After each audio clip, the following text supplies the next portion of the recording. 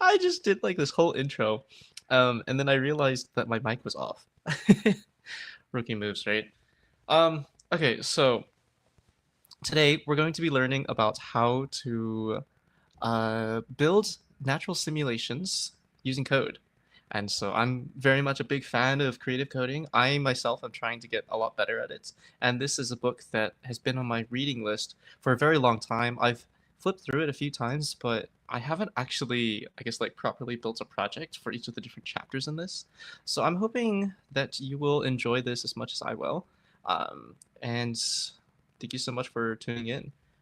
Um, so I guess as a quick preface, this book is a book on creative coding, and it's written by Professor Dan Schiffman, who teaches creative coding. And so he also runs this coding channel that's called the Coding Train, and it's a really awesome place to look if you're looking to kind of be more creative in programming. um, so it's good for artists, it's good for programmers trying to be more creative, and it's good for artists who are trying to become more technical and just like unlock a new medium of sorts. And so I would definitely take a look at his website. I'm gonna pop this over in chat. I've linked the Nature of Code book that we're going to be going through already in the Discord announcements, but please do check out his website as well. It's a bunch of awesome tutorials. I have always have a lot of fun watching and trying to code along. So today we're going to be going through at the very beginning and starting with chapter 0, randomness. And as we kind of start playing around and following along, we're going to be building these things in a platform that's called P5JS. It is a JavaScript animation library, but it's designed to be super accessible. So if you don't have much experience programming, it this is an awesome place to start. Even if you do have a lot of experience programming, you will be chuffed to know that because it is a library, P5 is a library, everything that you can do inside of JavaScript, you can also do within this platform. I'm going to show you real quick what the platform looks like. This is P5. It is a tool for learning to code and to make art. And they have a very fancy dancy online editor. So we're going to be taking advantage of this today. So if you want to follow along, please feel free to hop in over here. And hopefully we will be able to build something that is really cool and interesting to look at.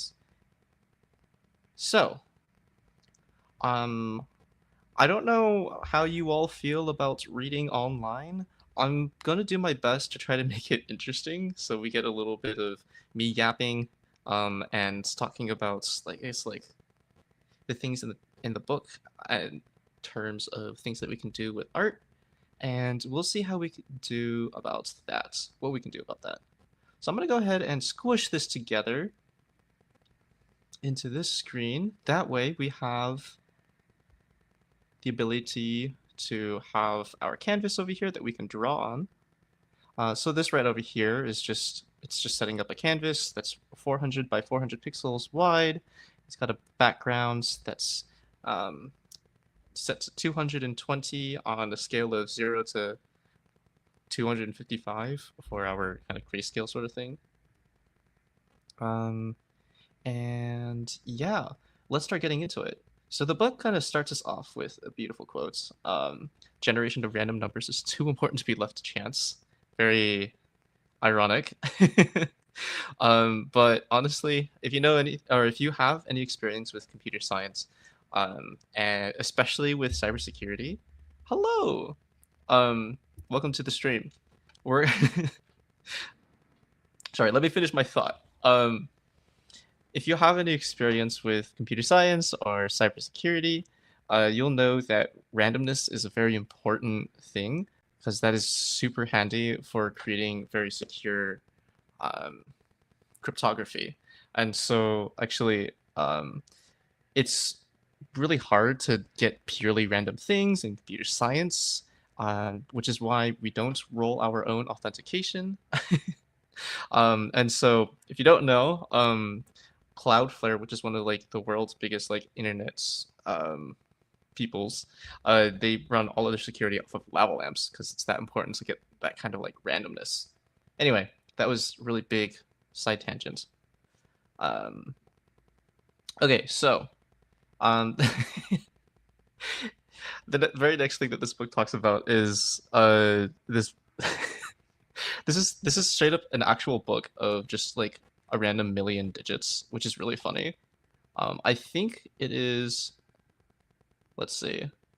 Oh, that link isn't clickable. I'm pretty sure it's like a. There's a few books like this on Amazon where you can just kind of, um, just like buy a book with just like random numbers, and people buy it for some reason. I do find it really funny. I maybe someday I'll actually own one myself. Actually, you know what? Sorry, I got so excited about starting this whole thing. I forgot to tell you all to check in to the GHW.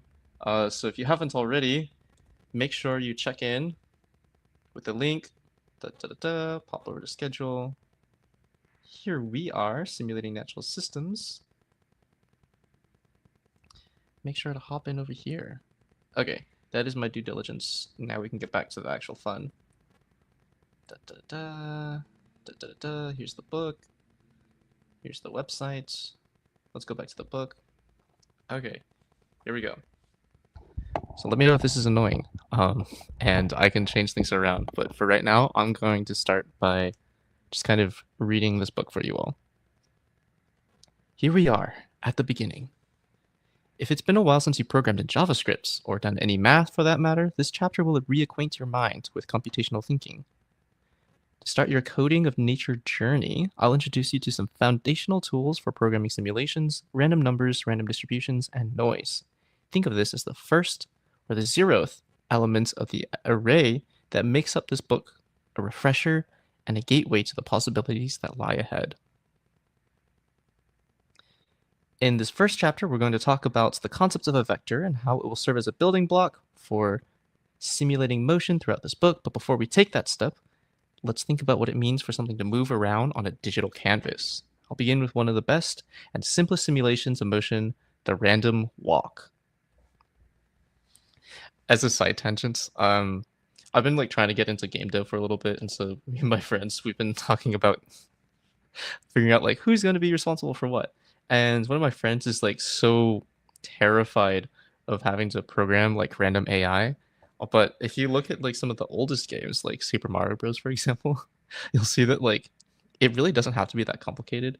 And so I have a tendency to kind of be thinking in terms of game dev for some reason. I think it's just because it's a nice mental model to kind of think about. And so random walks is actually a pretty funny one to kind of start with, because like, you know, these things are just kind of like existing on their own. And so if you have like an entity that doesn't have a brain, I feel like the random walk algorithm would be kind of funny one to have. But let's actually define what a random walk is before we get too far into this. So back to reading. Imagine you're standing in the middle of a balance beam. Every 10 seconds, you flip a coin. Heads, take a step forward. Tails, take a step backward. This is a random walk. A path defined as a series of random steps. Stepping carefully off that balance beam and onto the floor, you could expand your random walk from 1 dimension, moving only forward and back, to 2 dimensions, moving forward, back, left, and right. Now that there are 4 possibilities, you'd have to flip the same coin twice to determine each next step. Okay, so as somebody who's a big fan of like RPG games, I started using dice to make some decisions, which is kind of, I don't know how you want to interpret that, but it can be fun. It can be a little sad, the fact that I can't make up decisions sometimes. But I think dice is just like a nice physical thing to have. Coins also. Okay, so let's keep on moving. So this may seem like an unsophisticated algorithm, but you can use random walks to model all sorts of phenomena that occur in the real world, from the movements of molecules in a gas, to the foraging of an animal, to the behavior of a gambler spending a day at the casino. For our purposes, the random walk is a perfect place to start for 3 reasons. It's a good opportunity to review a programming concept central to this book, object-oriented programming. We'll be making a template for object-oriented design to make things that move around on a computer graphics canvas. The random walk instigates 2 questions that we'll ask over and over again throughout this book. How do you define the rules that govern the behavior of your objects, and how do you implement these rules in code? You'll periodically need a basic understanding of randomness, probability, and Perlin noise for this book's projects. The random walk allows us to demonstrate the key points that will come in handy later. So if you don't know what these are, especially the Perlin noise one, that one's a bit more niche. We'll be diving into that very, very soon. Actually, I wouldn't say that soon, but it's definitely going to be something that's covered in this project. Randomness, probability. We're going to cover a little bit of the math behind that. But if you're bad at math like I am, don't worry about it.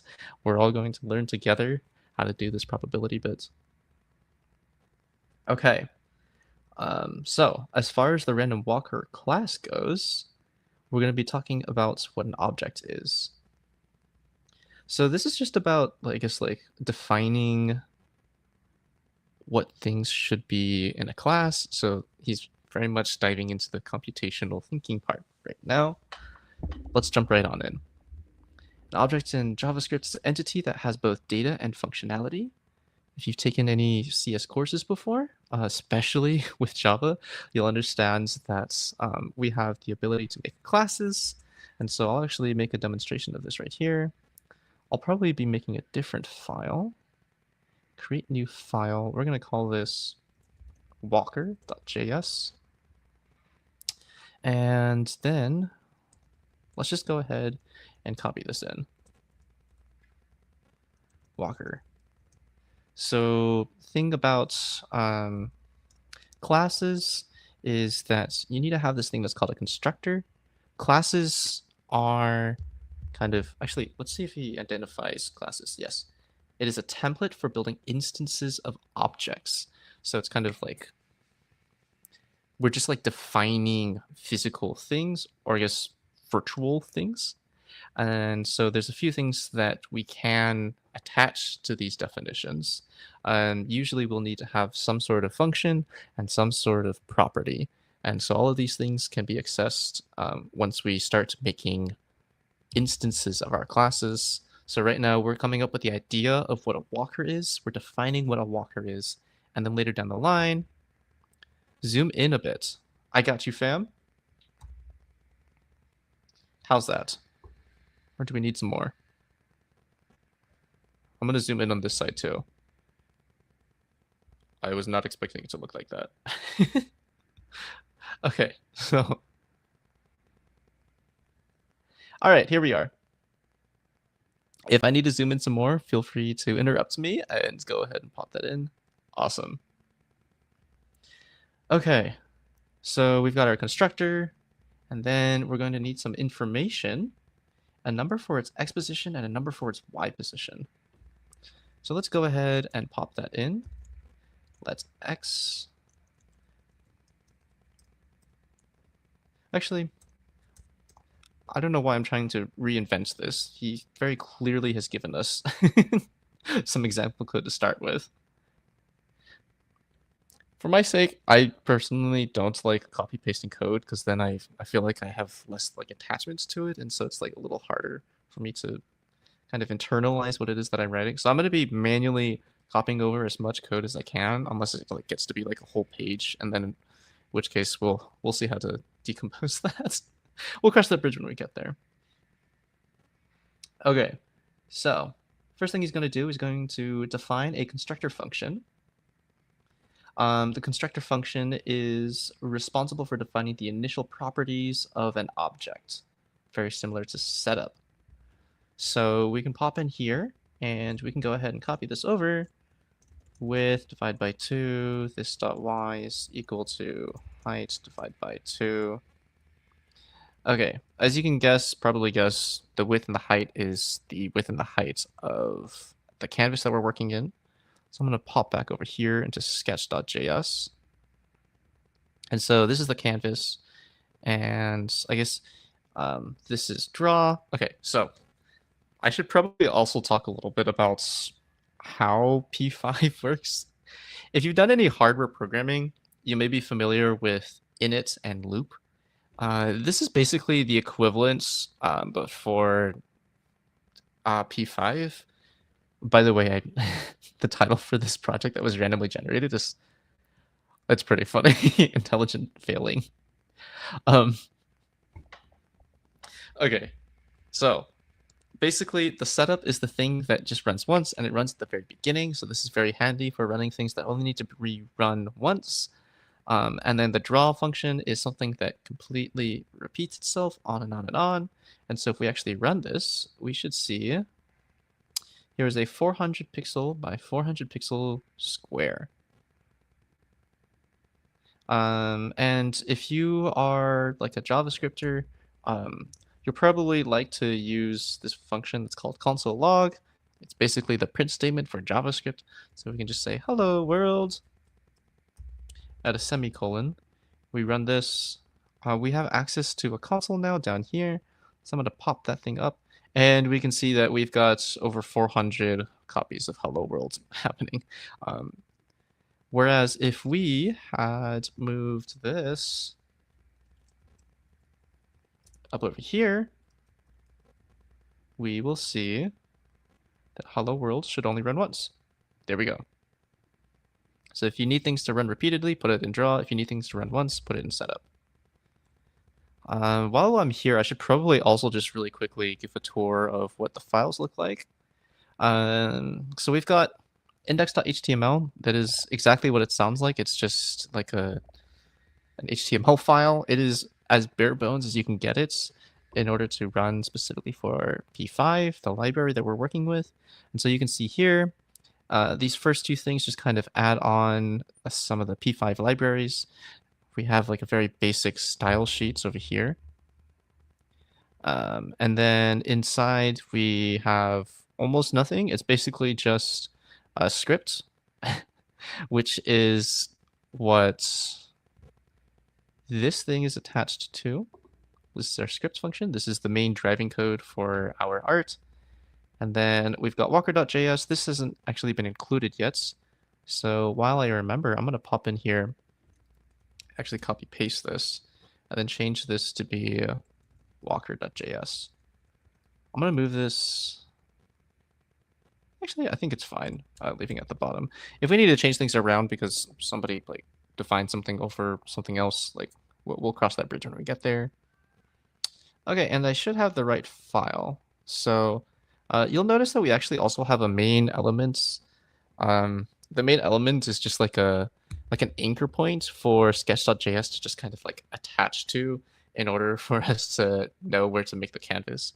Because as you may have noticed earlier when I was looking at sketch.js, we'll see that the very first thing that we do is we create a canvas. And so that literally makes like a canvas element in HTML. It's okay if you don't know what that means. It's basically just like this.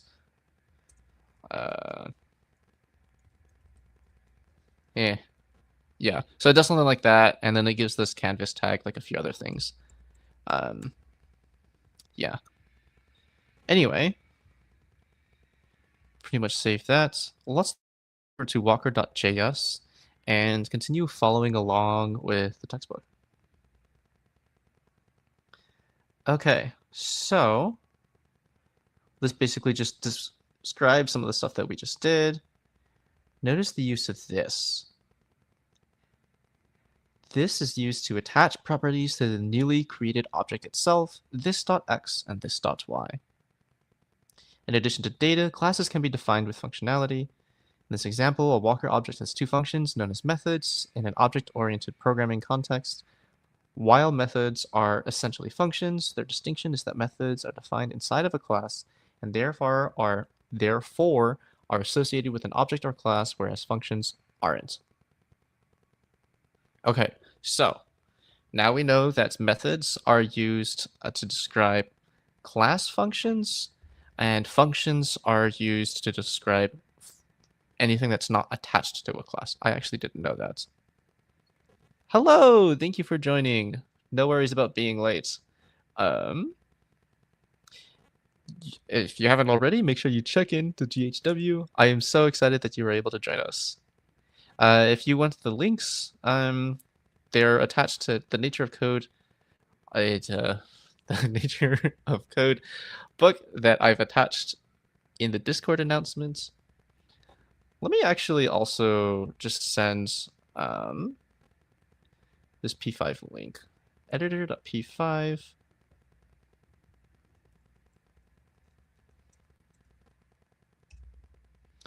You want to follow along there, and then you can grab the textbook in the Discord announcement. Okay, so right now this doesn't actually really do anything except for, yes, of course, you're very welcome. Just like establish a few properties for our walker. So our walker knows that it has an X and a Y, and right now it just defaults to being in the middle of the screen. Function keyword is a nice clue. You see it using standalone functions. It won't appear inside a class. That actually explains quite a few things about JavaScript. I feel like I feel like I learned this like ages ago when I took my first CS class, but like they never explained that there's an actual difference between methods and functions until I like read this book. I'm actually kind of flabbergasted by that. Okay. I guess to clarify, so things that are like methods that are defined inside of a class, they might look something like this.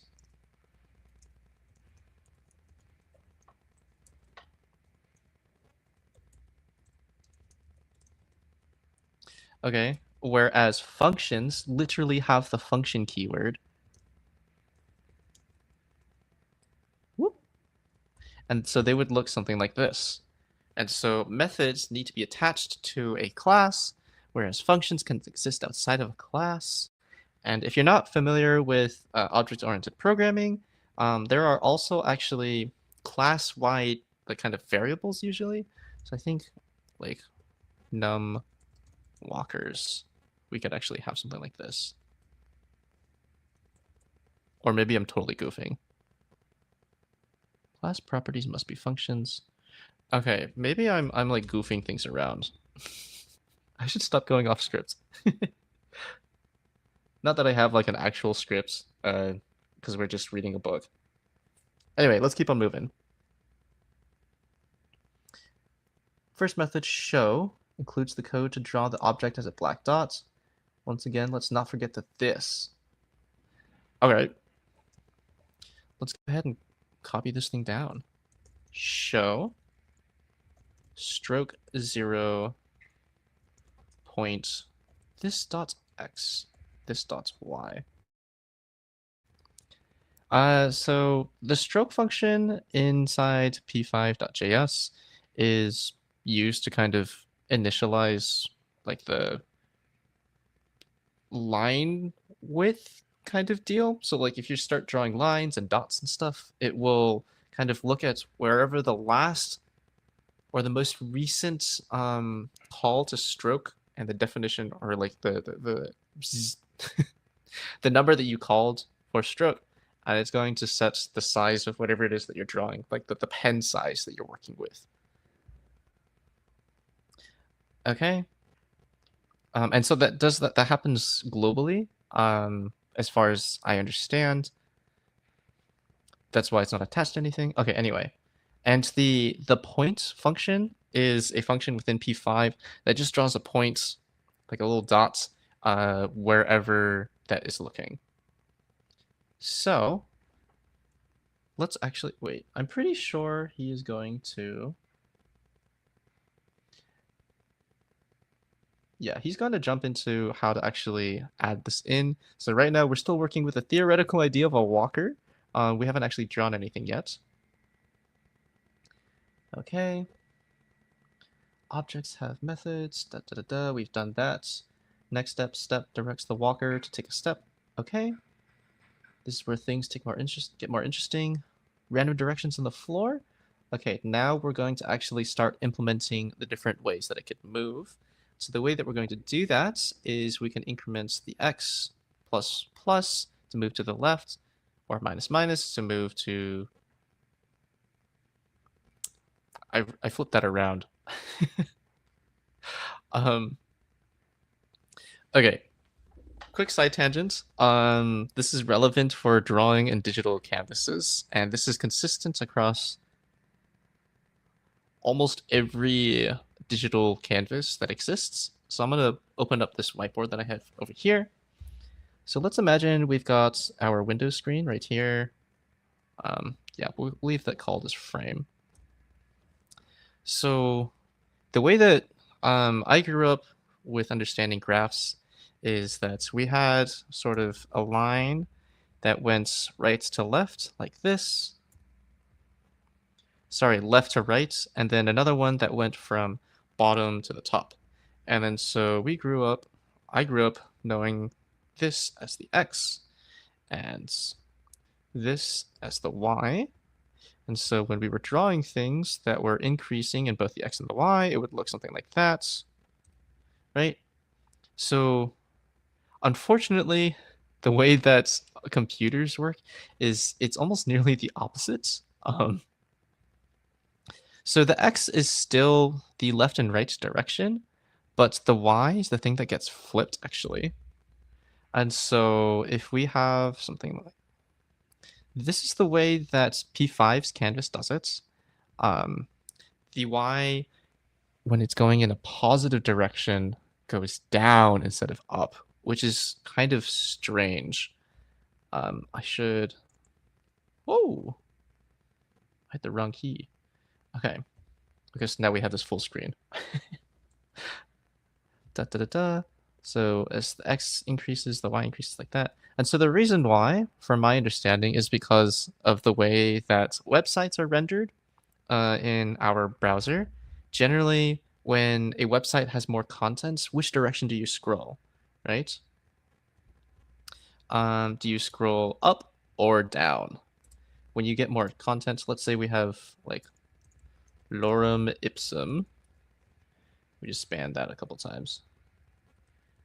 The natural thing for a website is to go down. And so that's why when y increases, it goes down. That's just going to be something to keep in mind as we kind of try to get our bearings straight once we actually start drawing some more. I see we have a question. We're going to have to define these methods later. Yes.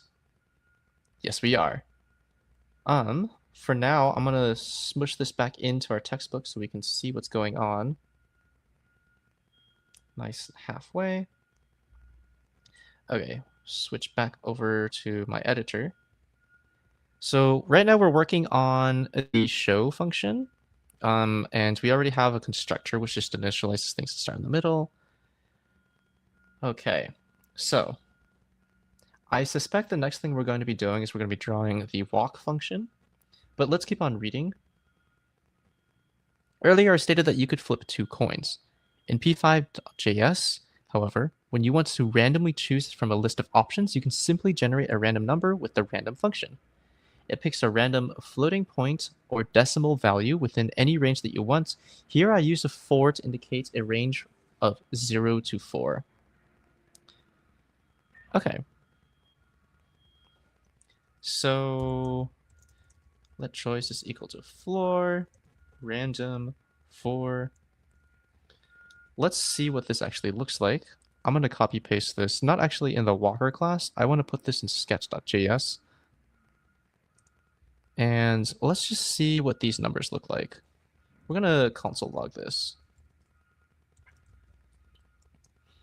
It's just so we can print out everything.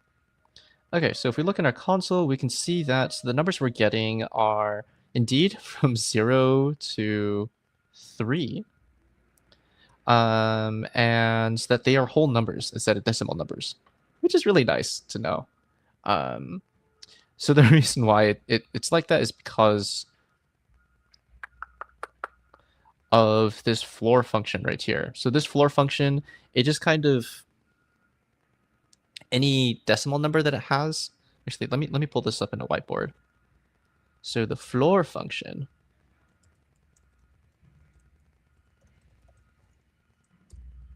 is basically going to take any number. If it's like, let's say we have 4.3 blah, blah, blah, blah, blah, keyboard mash.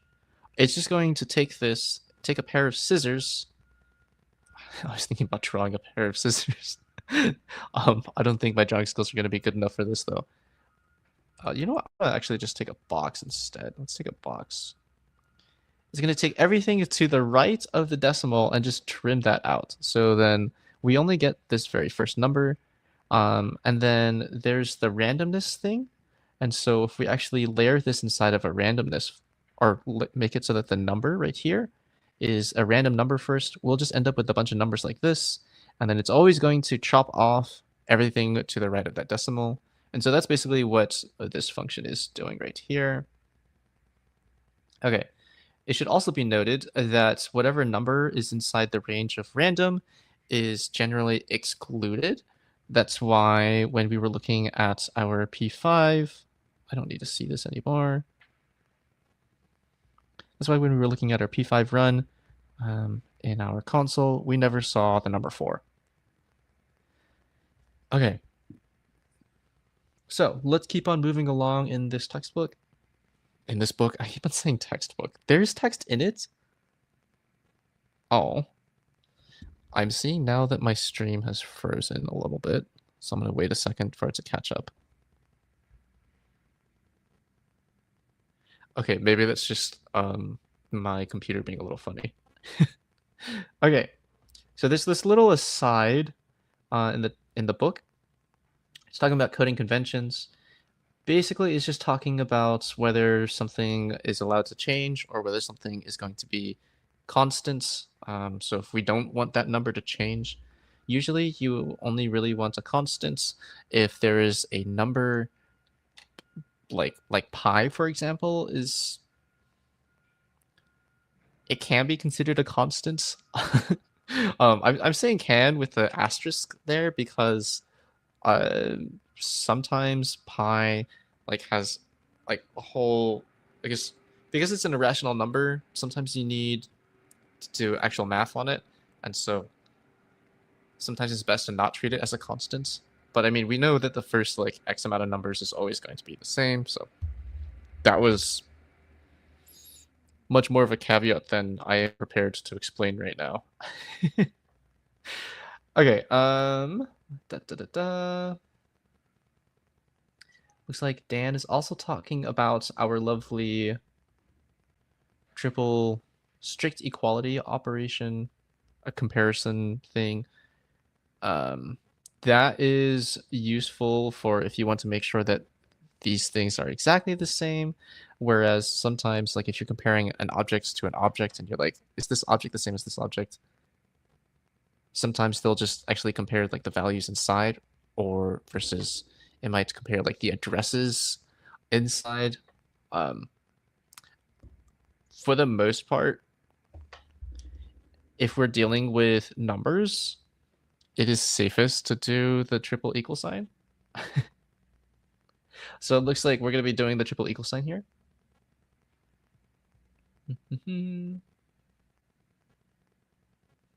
Yeah, JavaScript is kind of a funny language. I think if you go back in the history of JavaScript, I remember hearing that JavaScript was made in 7 days. It wasn't intended to become the language that dominates the web. And so obviously it's been through quite a few more iterations since that initial prototype. But it is a very flexible language. And so that's basically what this aside is talking about, how sometimes it would actually allow us to compare numbers to strings, which is kind of strange. Anyway, looks like we're ready to define our next method inside our Walker class. So let's go ahead and do that. Hop over here. We're going to pop in, just say step. And we're going to do that floor function call, random 4. Okay. And then so it looks like what it is that we're doing now is we're just going to check creating virtual buckets for whether the number falls into any of those bins.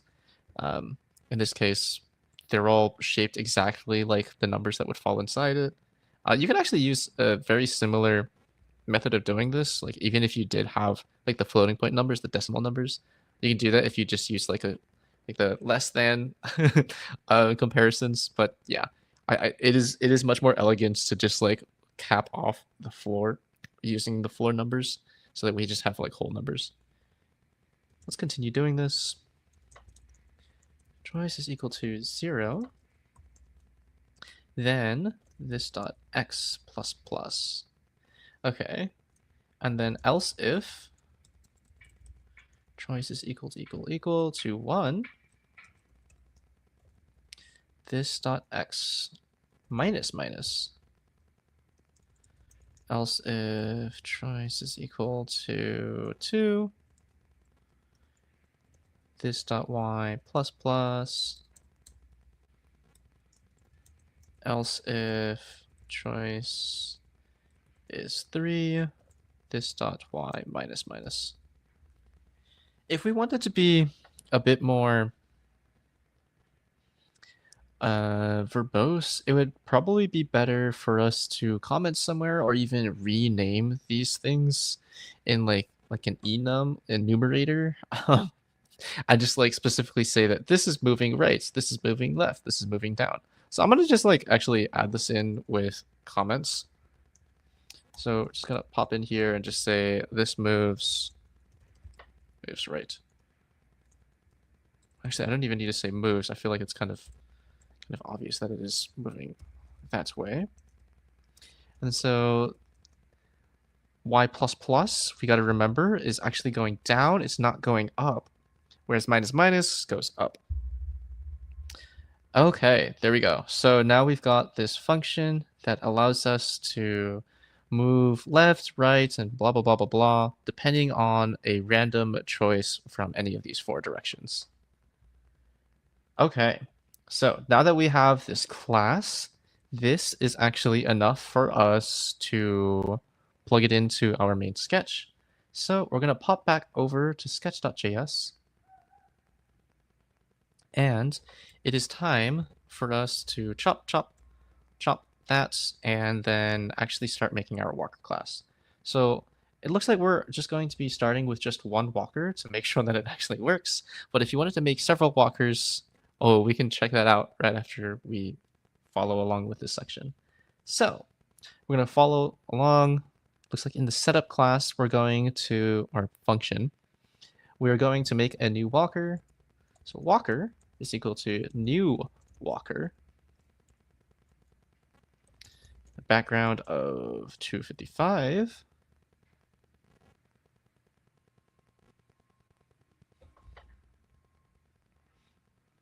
I'm curious as to why it's drawing the 255 there, but I think it's, oh.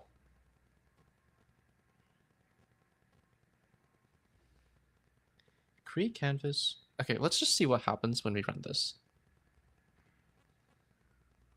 Nothing happens. There's a few reasons for that. One is we didn't actually call any functions on walker, so we're probably gonna actually want to pop in here and do, yeah, I'm gonna just listen to that. Walker.step walker.show. Okay. So now if we pop in here, oh, we've got a little itty bitty dude, little itty bitty friend. Let me zoom in a little bit so you can see him better. He's so small. We can actually almost like see the individual pixels. Yeah. Look at him go. Honestly, it would be a pretty fun like screensaver. I don't know how much of the screen you'd be saving, to be honest, if you did that. Because there's just like so much white space on there. But that's besides the point. So something cool about, I guess, like the whole creative drawing bit is you may have seen how like traditional animators, like the hand-drawn animators animate things. The way that they did it in the OG days is they would just like take a sheet of paper. Let's actually pop this over. And then they would draw like a little thing. So now we got this little friend. Okay. Oh, I keep forgetting that whenever I press the escape button, it actually escapes me from full screen. Okay. So then on the next frame, they would then have to either retrace or get rid of this guy altogether and change him around. And then so they would just like overlay them and then move the frames forwards and backwards. And then that's how you would get the illusion of like kind of animation in the old days, right? So with the virtual canvas, we actually have the option of making see-through frames. Or I guess like, because I guess the traditional way of doing it's like we've got like a new blank sheet of paper, right? In a digital canvas, we have to manually I guess like recolor the entire background, but we don't have to do that. I'll show you what I mean by that. So right now, inside our editor, when we run this, like, oh my gosh, it's so small.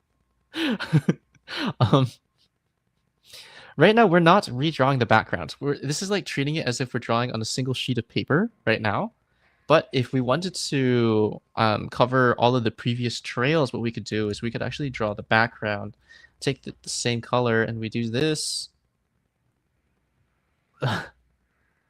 Okay, we're not going to be able to see him very well because the dot is super duper small. So actually, what I'm going to do is I'm going to pop in over here, and we're going to make this stroke a little bit bigger.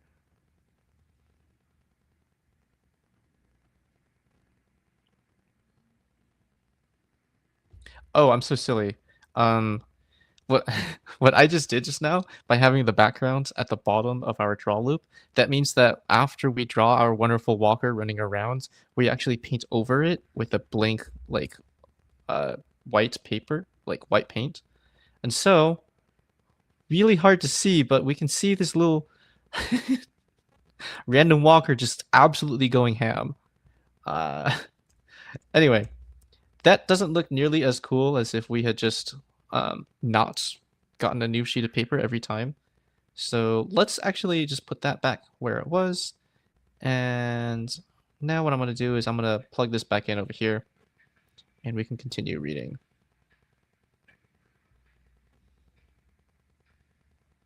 Okay, so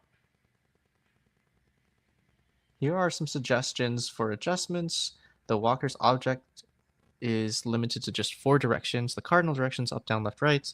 But we could also do diagonals if we wanted to, which gives us a lot more things to look at. And then so the next thing is to ask it to figure out how to jump to every neighboring pixel. Let's see. I kind of want to move on to the next thing. But if you would like to, actually, how are we doing on time? We are 40 minutes into the first hour.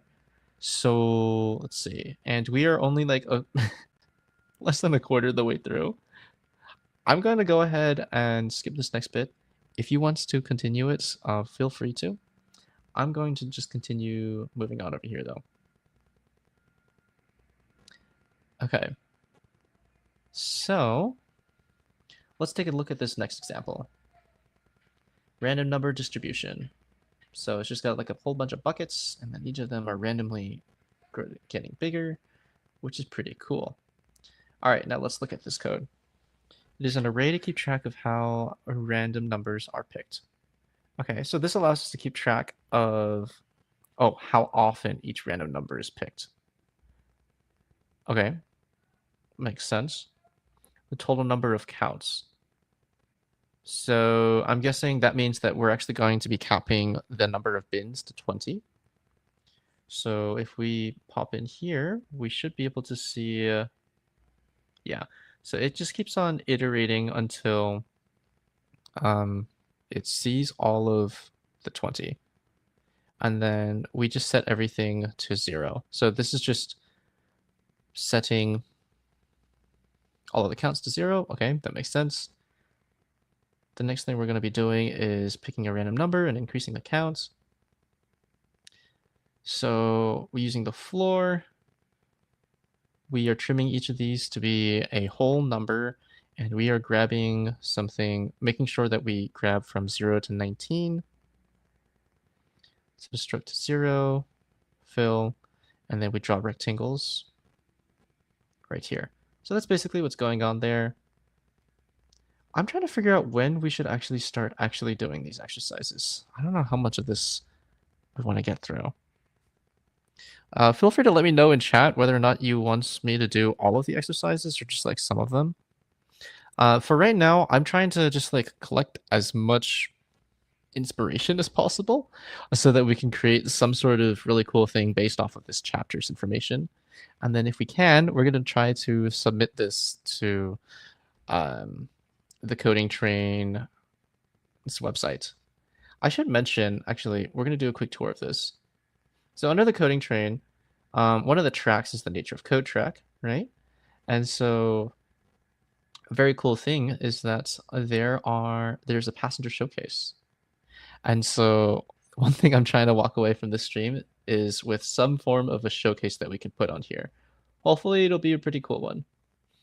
So actually, I took a peek around earlier, and I think this is the first chapter inside the Nature of Code that actually has a passenger showcase. So there's a few of them here. I've been taking the poke, and this guy, or this person, has a lot of really cool looking projects, but unfortunately it looks like they deleted their YouTube accounts, so we're not actually able to see any of it, which is really sad. But there are other people who have been putting things on here.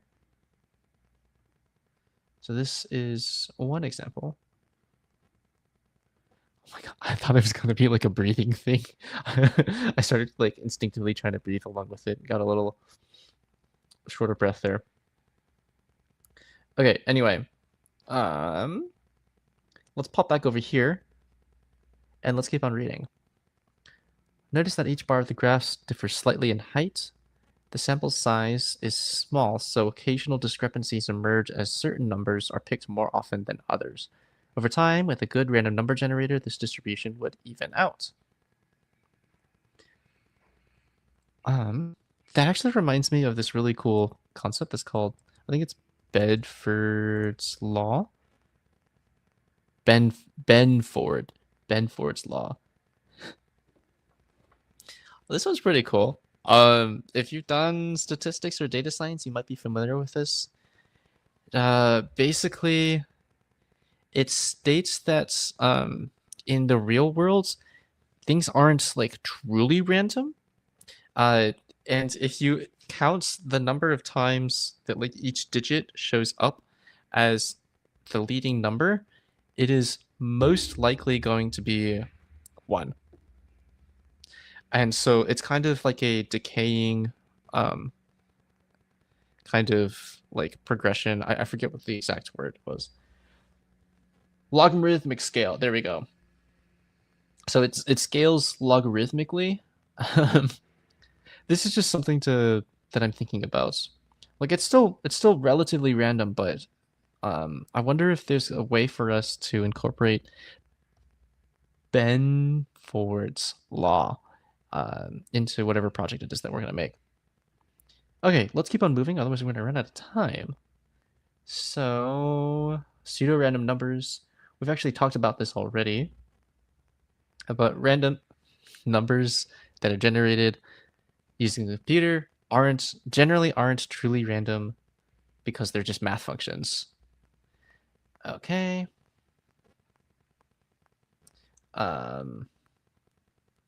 Oh, it's just saying that in the context of this book and the examples, we're going to use random anyway because we're not meaningfully going to run out of random numbers. Okay, so here's the first exercise. Let's see if we can make something for this. Let's create a walker that has a greater tendency to move down and to the right. A partial solution follows in the next section. Okay, so this is actually really good timing because I was just talking about Benford's law, but we don't really have a good source for how to pool all these numbers unless we were to actually grab the math function that represents Benford's law. I wonder if we can do that actually.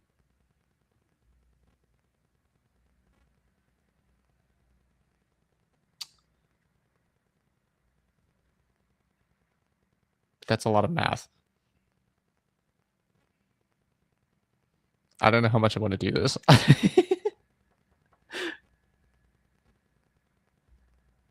Okay, let's do it. I think we aren't going to grow if we only do things that we're comfortable with. So here's what we're gonna do. We're gonna look up how to do log functions in JavaScript. Because I'm pretty sure like most programming languages they have base 2 um, instead of base 10 for the basic things. Log functions. Math.log. Here we go. So we're gonna run math.log. Let's see if we can change the base number. Oh, it actually returns the natural log. So that means in order for us to actually change the base of this, we're going to have to do a little bit of math. Here we go. Okay, here's an example. Using math.log with a difference base. So the following function returns the logarithm of y with base x. So I'm going to... I said already that I don't want to copy and paste code directly. Y goes over the x. Okay. I'm going to be able to remember this. Mark my words. Let me actually write down that our goal is to... Oh my gosh. Okay, I was going to do a multi-line comment. I think I'm just going to make multiple lines for this comment. Make a walker that is biased towards a specific direction. We're going to use Benford's law to bias its downwards.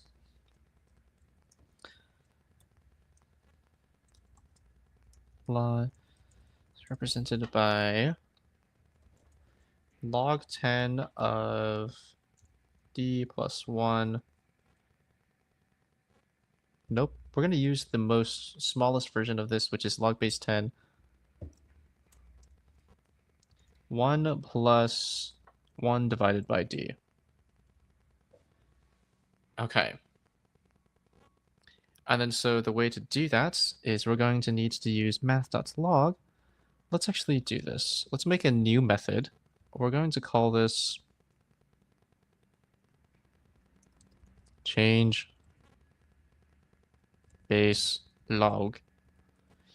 We need to feed it x and y. And then so what we're going to do is we're going to return math.log y divided by math.log x. And so let's change this random Benford. So now what we're going to do is we're going to take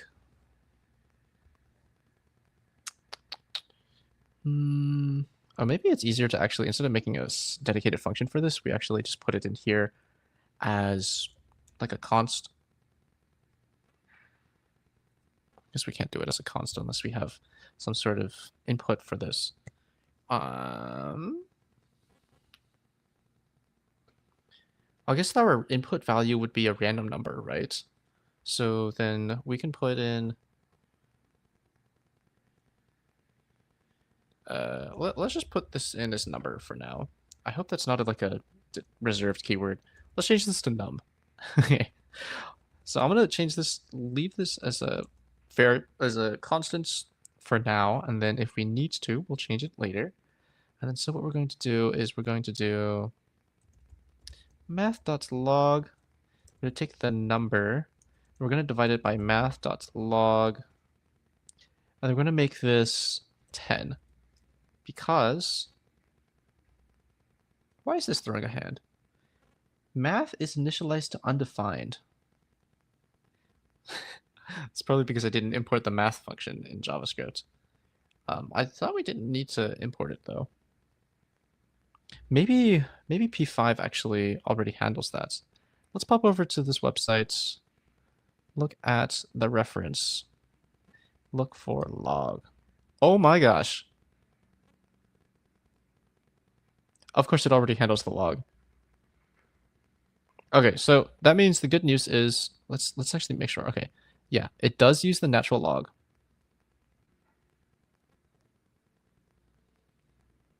Okay, so let's go popping over here. We don't actually need this whole math function because it's already incorporated, which is very cool. I'm keeping this change-based log thing in case we need it later. Let me actually just remind myself, if we want to change the base number, we need to make sure, where is it? That the base number that we want to change it to is the base x. Yes. So then that means if we want to change it to base 10, we need to put the 10 over here and then the number that we are taking right there. Okay, that's perfect. Okay, why is this? Oh, I'm so silly. We forgot to actually put a number in here. I'm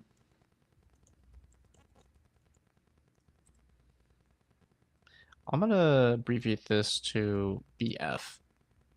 Stands for Benford. Okay, so now that we have this, we don't actually need to change the base log anymore. We now need to be able to return something here. Maybe we don't even need this const. We're just gonna put this right here. And then, whoop, so then we don't actually need that. Okay, cool. I think to make things even easier, I'm gonna actually extract this floor right here. We're gonna put this in here. And then the choice is going to become a random Benford. And then we're not going to actually take in a number because we're going to have the number right here. I'm going to leave this as a const. We're going to set this to be choice is equal to floor random blah, blah, blah. We still have our 4 directions, which is fine. So then I'm going to put in choice right here. So then we get the log of the choice. And so this is actually going to bias us to move more towards the right. I forget what direction the exercise is asking us to move towards. Move down and to the right. Okay, so then we would actually want to make it so that's right.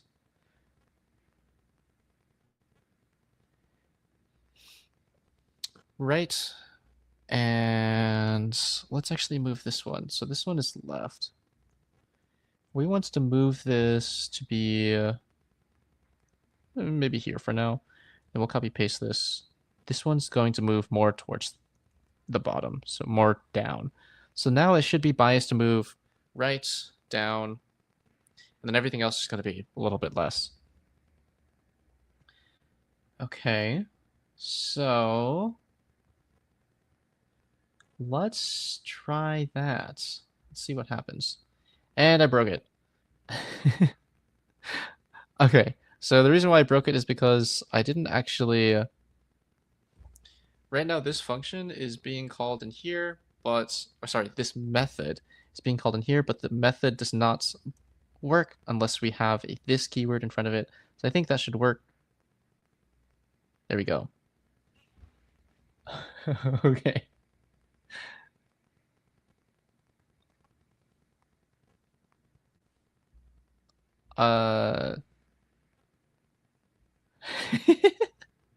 So that just moved in a right line. I think that might have been a little too much. Okay. So let's pop in here. Let's print this out. We're gonna slow down a little bit. Console.log. Actually, it'd probably be easier if we walked in here. did a console.log on what the choice is.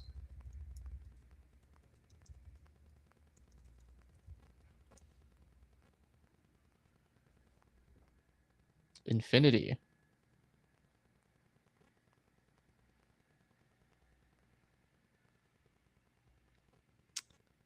Sounds like we are accidentally dividing by 0 a few times. I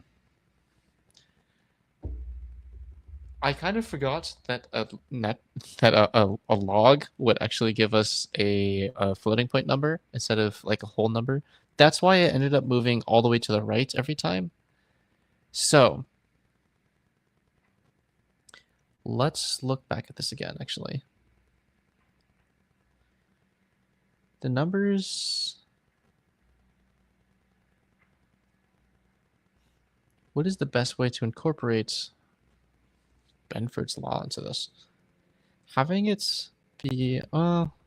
if we did floor, then everything would just always be 0, which is bad. That's not what we want to do. I wonder if we could just multiply this by 10 and then floor that. So then we would be taking the very first number. And then we still have the negative infinity sign. Or it's not a sign. And we're also moving up instead of... and to the down. I mean, it's kind of scraggly, it's kind of cool. I'm going to be like thinking about this like after our session today, and I'm just going to completely like realize like what the better way to do this is. Okay, so the numbers that we're getting, they're mostly going to be between 3 and 4 right now.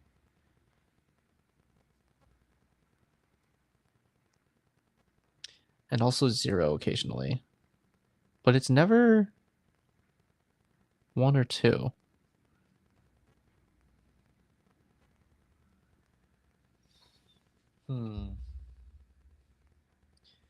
Let me look back over at Benford's law definition and see what this is actually supposed to represent. It is the probability of this number. A set of numbers is said to satisfy Benford's law if the leading digits, we're assuming that the leading digit is from... Oh.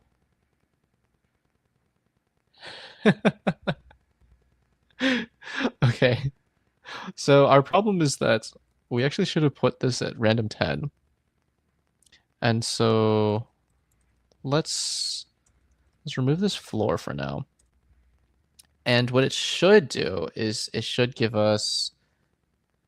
Yeah, there we go. We've got a bigger variety of numbers now. It's not giving us the distribution I was expecting, though, for the leading digits. Even if we just like moved it up by 10.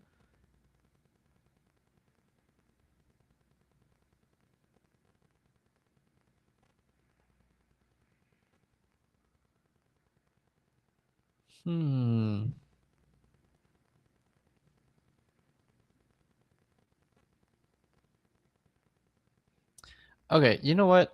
We're going to ignore this Bedford's law thing for now, and we're going to make this a little bit simpler. We are just going to change the size of each bucket. And so instead of that, let's do choice is equal to...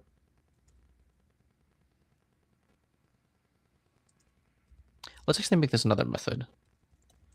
Random bias. And so we want to make it so that the first two options are picked more often.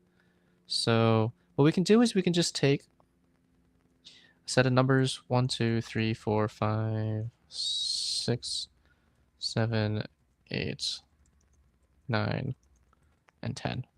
Right? So maybe what we can do is we can make it so that if the number is let's say less than, like in between the first 4 numbers, then it'll be under this area. And then if it's the next 3 numbers, it'll be in this area, and then the next 2 numbers, and then the next 1 number, etc. So we'll make it so that the choice is between, oh my gosh, okay, I don't actually need another method for this. What I do need is choice is equal to floor random 10. And so what it's going to do is it's going to randomly pick a number 0 through 9.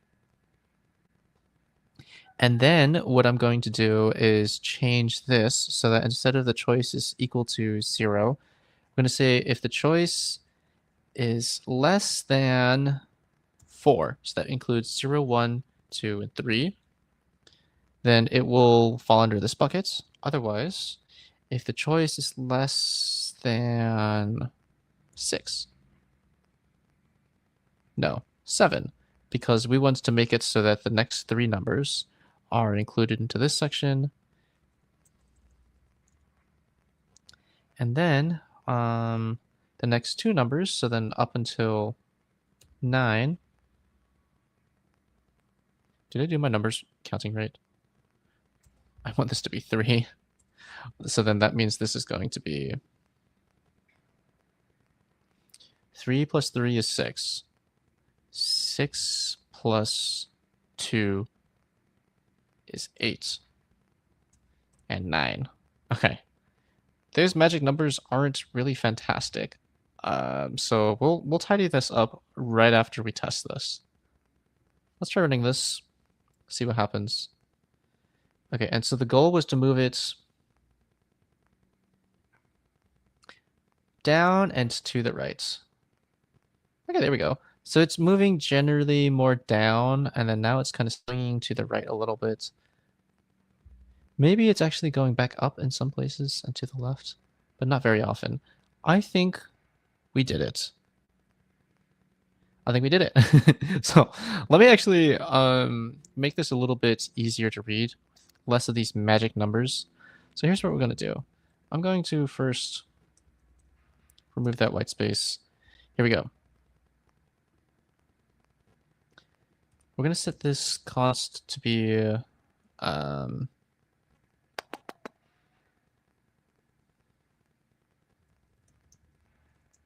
starting buckets is equal to 3 const.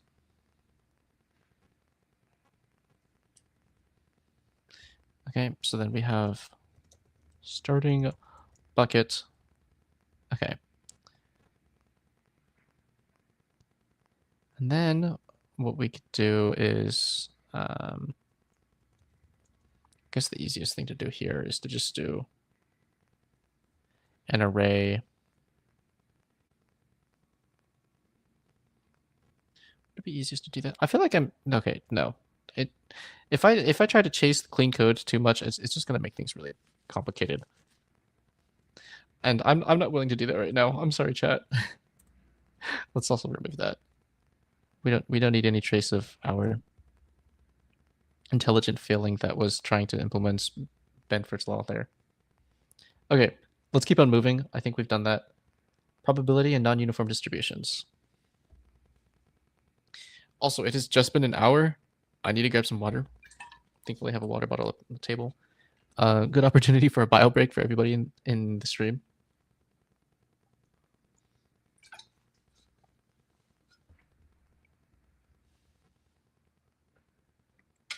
All right. Okay, let's get back to it.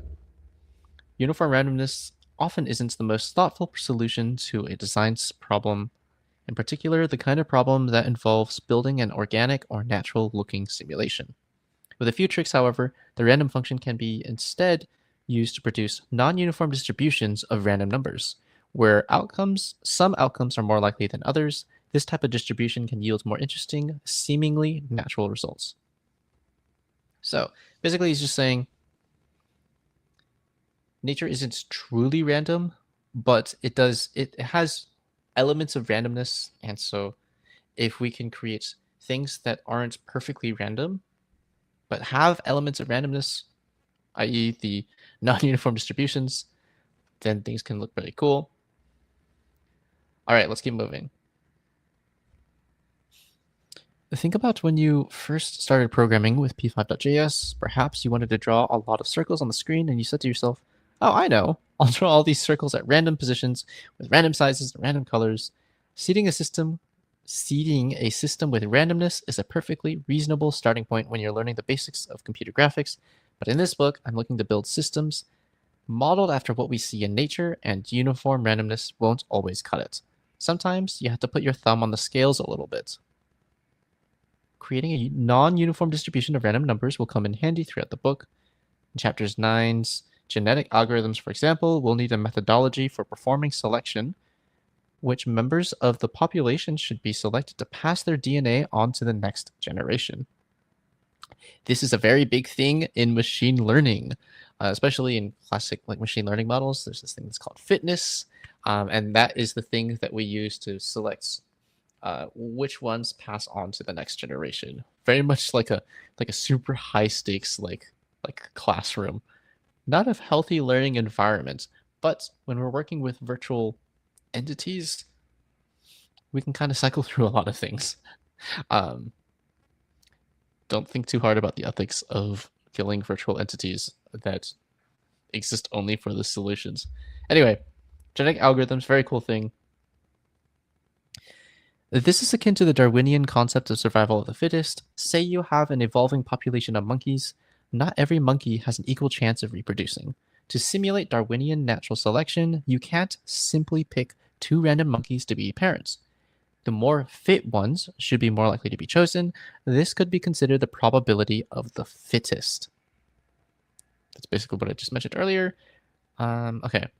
Let me pause here and take a look at the probability's basic principles so I can apply more precise words to the coding examples to come. I'll start with single event probability, the likelihood that a given event will occur, and probability outcomes refer to all the possible results of a random process, and an event is the specific outcome or combination of outcomes being considered. If you have a scenario where each outcome is just as likely as the others, the probability of a given event occurring equals the number of outcomes that match that event divided by the total number of potential outcomes. A coin toss is a simple example. It only has two possible outcomes, head or tails. There's only one heads, so the probability that the coin will turn up heads is divided by 2, 1/2 or 50%. Take a deck of 52 cards. The probability of drawing an ace from that deck is as follows: number of aces divided by the number of cards. The probability of drawing a diamond is shown here. Number of diamonds over the number of cards, 25%. You can calculate the probability of multiple events occurring in sequence by multiplying the individual probabilities of each event. Here's the probability of a coin turning heads up 3 times in a row, 12.5%. This indicates a coin will turn up heads 3 times in a row is 1 out of 8 times on average. If you flip a coin 3 times in a row 500 times, you would expect to see an outcome of 3 consecutive heads, on average 1/8 of the time, or about 63 times. Random story. But I have a younger brother, and he's a EE major, so electrical engineering. There's one day where he brought back this machine that did that randomly chose between heads and tails, and so you just like pressed a button, and then it would run through, and then it would like light up whether it was heads or tails. And when I had a chance to demo that machine, we made a game out of it. Guess which one is going to land heads up? And I ran it 8 times before I finally got my first guess correct. Statistically, that is a very small chance of happening.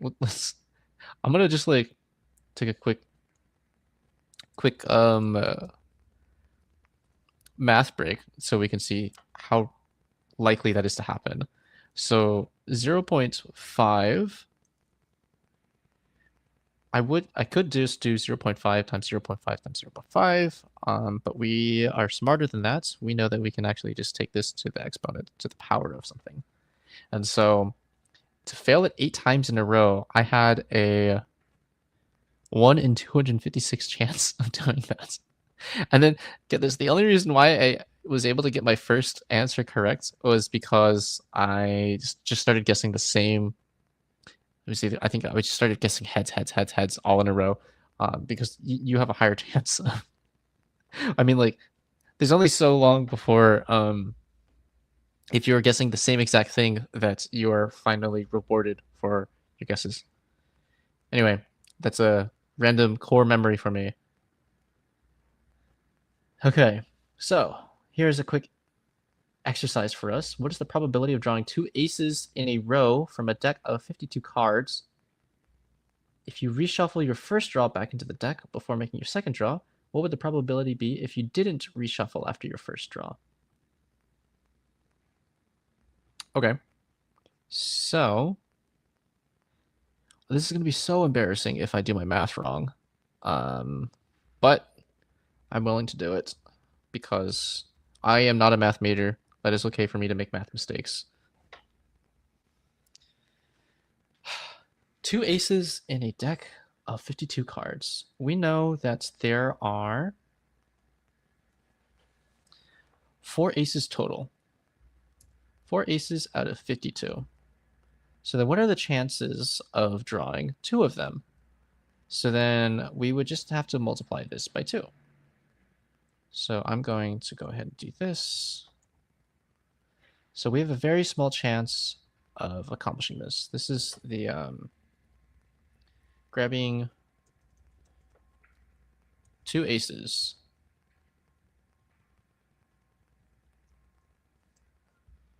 Oh.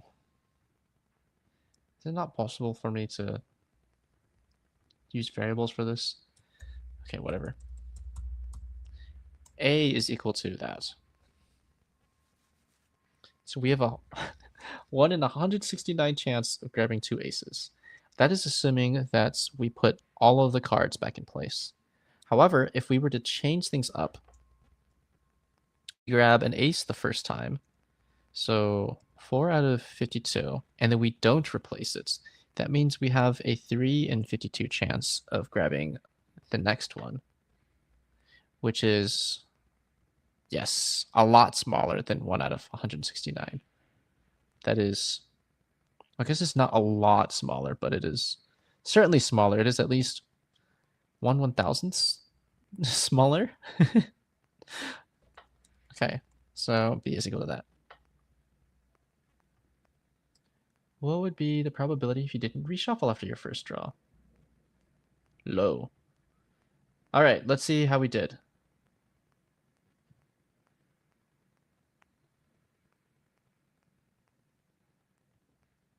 Oh, I did my math wrong. No. I forgot to account for the fact that if we took out an ace, we actually have less than 52 cards. So yeah. Okay. We were close. We only made a very, very small mistake this time. All right. So let's move on. You can use the random function in a couple of ways to apply the concepts of probability in your code for a non-uniform distribution. One technique is to fill an array with numbers, some of which are repeated, and then choose random elements from that array and generate events based on those choices. 1 and 3 are stored in the same array twice, making them more likely to be picked than 2. Pick a random element from the array. Okay, so basically this is like setting up a bag of random stuff. Like marbles is the classic probability and math thing. And so if you have more green marbles than you have blue marbles, then that's what we're doing. So let's see, running this code will produce 2 out of 5 chance, so blah, blah, blah, blah, blah. You can ask that for a random number. Let's make this simple and consider a random floating point zeros from 0 to 1 and allow an event to occur only if the random number is within a certain range. This is pretty similar to the bucket strategy that we did earlier with this right here. And so we basically said, like, let's just make a new comment. The choices could be 0, 1, and 2. The choices here could be 3, 4, whoop, 3, 4, and 5. I should have made this 4, by the way, if we actually wanted to swing down more. 6, 7. Then finally, this one is just only 8. So yeah, looks like that's what it is that we're talking about here. You can use the same approach to apply unequal weights to multiple outcomes. Let's say you want singing to have a 60% chance of happening, dance a 10% chance, and sleeping a 30% chance. Again, you can pick a random number from 0 to 1 and see where it falls. Okay, so let's see. If we want to apply this logic to a random walker, let's see how he does this. If the number is less than blah, otherwise if the number is less than blah. Yeah, we basically did the same thing, but we used whole numbers instead of the floating point numbers. In hindsight, yeah, I would. Maybe it makes more sense to do that. I kind of want to just run this and see if we end up going more down than right. Or I guess it's going more right than down. I had it reversed. Okay. But yeah, there we go. Another common use of this technique is to control the probability of an event that you want to occur sporadically in your code. For example, let's say you create a sketch that starts a new random walker at regular time intervals, once every 100 frames. With random, you could instead assign a 1% chance of a new walker starting. The end result is the same, a new walker, 1 out of 100 frames on average, but the latter incorporates chance and feels more dynamic and predictable.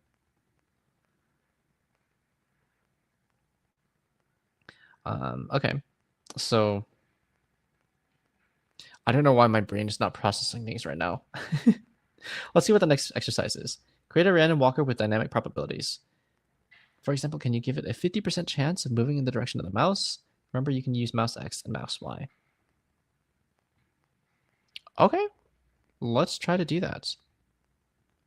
So we need to give it a 50% chance of moving in the direction of the mouse, which means we need to be able to track the direction of where the mouse is relative to where the current X and Y is. So that means let's actually bunch all of this together into one function. I'm going to extract this, and we're going to say random step is the method this is going to live in. Okay, and so this is going to change the property itself. Whoop. I forgot to change that. 3, 4, 5, 1, 2, 3. So this includes 4, 5, 6, 7, blah, blah, blah, blah, blah. Okay, cool. And now I'm going to make, let's see, another choice. Oh, I need to make sure I pass choice in here. Okay. So then I need to make another method that is going to be move to mouse. And then we're going to also pass in, we don't need a random choice here. Actually, I don't know if we need to pass it anything. So we're not going to pass in anything for now. Okay. And then so let's actually move up here, and I'm going to move this in here. And then we're going to comment this out for now. Okay, so I want to have a separate randomness thing. This is the thing that's going to control our 50% chance of moving. So this is going to be, I'm going to call this the coin flip. is equal to a random. Let's actually just floor this. Actually, I think there's a rounding function. Let's check to see if there's a rounding function. Round. There we go. So we're going to round this, and it's going to be random from 0 to 1, which is the default pattern. And then so if we do coin flip, then we can do if coin flip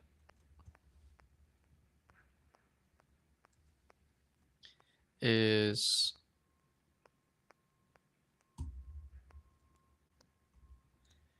zero, then we're going to move to mouse.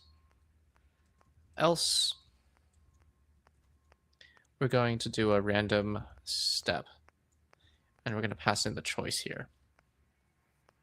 I guess we don't actually need to run the choice every time. We only need to run that if we are doing the random step. Okay, so now I'm going to actually make this a const. That way we don't actually adjust the coin flip anywhere. There we go. Okay, now it's time for us to actually gather the information that is where the mouse is. So we know that mouse X, mouse Y are the ways for us to gather where the mouse is, and then we need to know where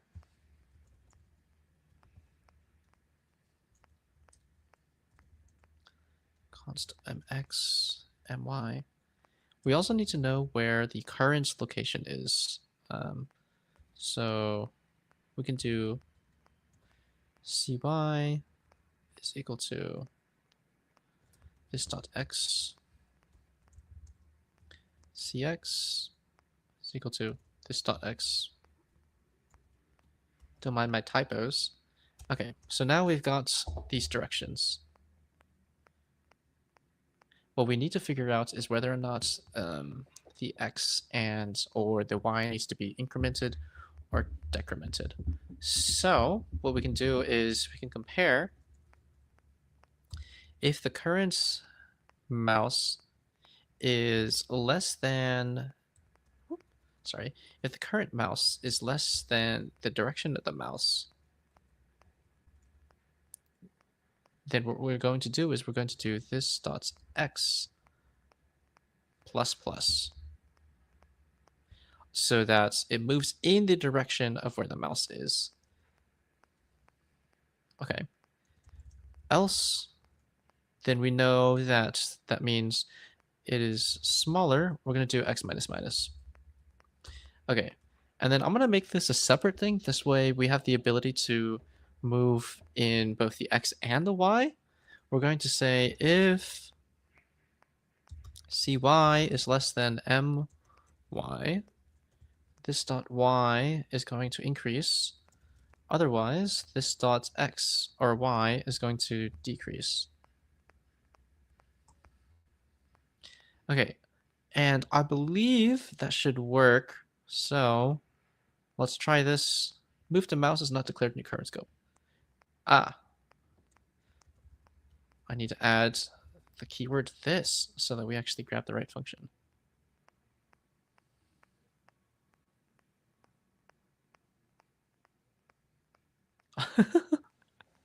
Okay, it seems like it's kind of like very aggressively honing in, but we can still see there's like a bunch of like random squiggles that's kind of happening.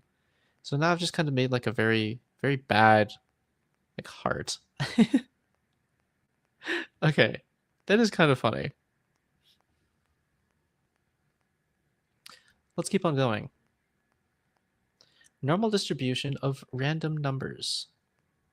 Another way to create a non-uniform distribution of random numbers is to use a normal distribution where the numbers cluster around an average value. To see why that's useful, let's go back to the population of simulated monkeys and assume your sketch generates 1,000 monkey objects. We're getting close to the infinite monkey theorem. each with a random height value of 200 to 300, as this is a world of monkeys that have a height of 200 to 300 pixels. All right, we have some very small monkeys. This is an accurate algorithm. Is this an accurate algorithm for creating a population of monkey heights? Think of a crowded sidewalk in New York City, pick any person off the street, and it may appear that their height is random. Nevertheless, it's not the kind of random that random produces by default. People's heights aren't uniformly distributed. There are many more people of average height than there are of very tall or very short ones. To accurately reflect this population, random heights close to the mean should be more likely to be chosen, while outlying heights, very short or very tall, should be rarer. That's exactly how a normal distribution, sometimes called a Gaussian distribution after the mathematician Carl Friedrich Gauss, works. A graph of this distribution is informally known as a bell curve. The curve is generated by a mathematical function. It defines the probability of any given value occurring as a function of the mean, often written as mu, the Greek letter mu, and the standard deviation of sigma, the Greek letter sigma. In the case of height values from 200 to 300, you may have an intuitive sense of the mean average is 250. But what if I were to say that the standard deviation is 3 or 15? What does this mean for numbers? The graphs depicted in figure points 2 should give you a hint. So this one has a lower standard deviation. This one has a higher standard deviation. Deviation is how far from the mean everything kind of sits. Okay, so the one to the left is a distribution with very low standard deviation, with the majority of the values piling up around the mean, which means they don't deviate much from the standard.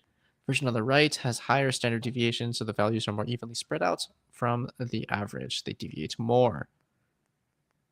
So this is the left, this is the right. Luckily, to use a normal distribution of random numbers in a P5 sketch, you don't have to do any of these calculations manually. Instead, we can use the random Gaussian function to take care of the math, and it returns random numbers with a normal distribution. Let the number be equal to random Gaussian. Okay. This is another aside. I think I'm gonna take a break and just grab some water. Okay, looking at the time, we have just under 30 minutes left. We are about halfway through this page. Okay.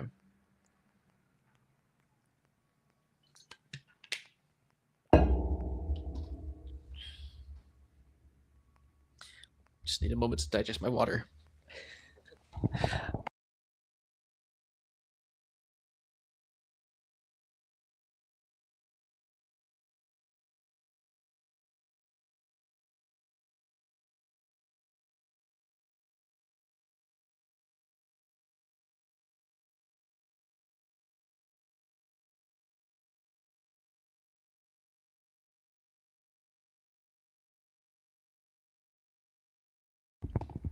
Oh, thank you for catching that. My the mute button on my microphone is right here, and that's right where my thumb sits. So it's easy for me to deactivate that on accident. Thank you for catching that. Okay, let's hop back to it. Standard deviation, square root of the averages of the squares, the deviations around the mean. So if we want to calculate the average or the standard deviation, we need to take the difference between the mean of each person's grade, square it, give us the standard deviation, and then calculate the average of all these values to get the average variance, and then take the square roots. So there's a whole bunch of stuff around that. I don't remember if there's an actual function for us to do that, because while it wouldn't be that annoying, I am not really eager to re-implement the standard deviation function. Okay, what if, for example, the goal is to assign the x position of a shape drawn By default, the random Gaussian function returns a normal distribution of random positive and negative numbers with a mean of 0 and a standard deviation of 1. This is also known as the standard normal distribution. Often, however, these default parameters won't work. For example, if you want to randomly assign the x position of a shape by using a normal distribution with a mean of 320 and a standard deviation of 60 pixels, in this case, we can adjust the parameters by passing in two arguments, the mean followed by the standard deviation. So the nice thing is that we don't actually have to do any of this math because that's actually already handled by the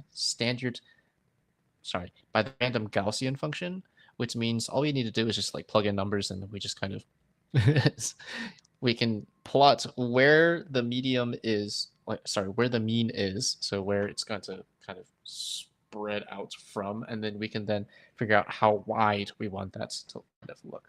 So that's very generally what it is that we're doing.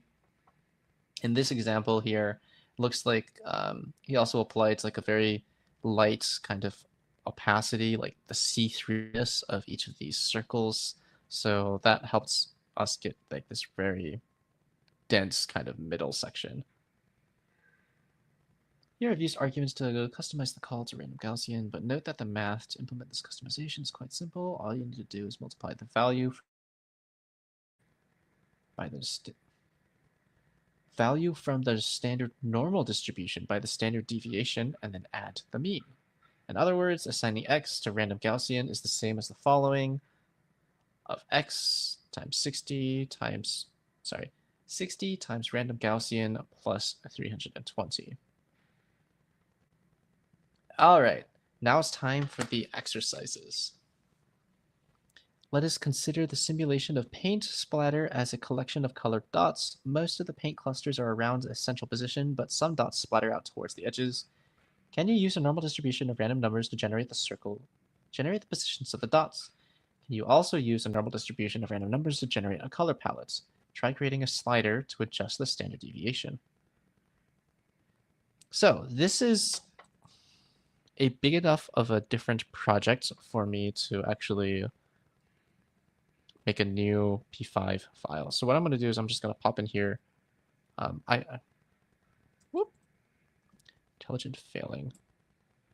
I would like to change this. We're going to call this GHW Walker.